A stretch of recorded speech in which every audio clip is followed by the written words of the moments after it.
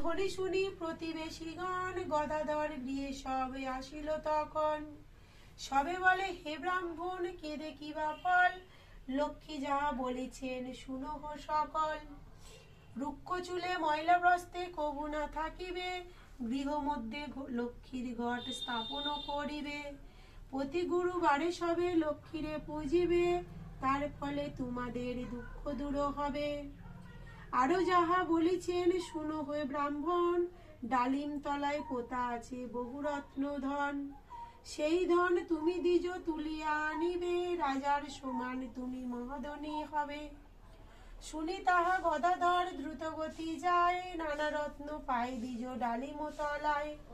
অপার লীলা কে বুঝিতে পারে, দুঃখী গদাধর দ্বিজ রাজা সম হয়, মৃত্যু অন্তে বৈকুণ্ঠেতে গমন করায়।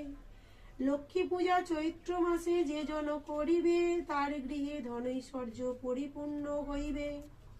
চৈত্র মাসের ব্রত কথা হইল সমর্পণ, ভক্তি ভরে ডাকো সবে লক্ষ্মী নারায়ণ। শ্রীশঙ্কর স্তব স্তুতি কিছু নাহি জানে, করুণা কটাক্ষ লক্ষ্মী কর নিজ গুণে।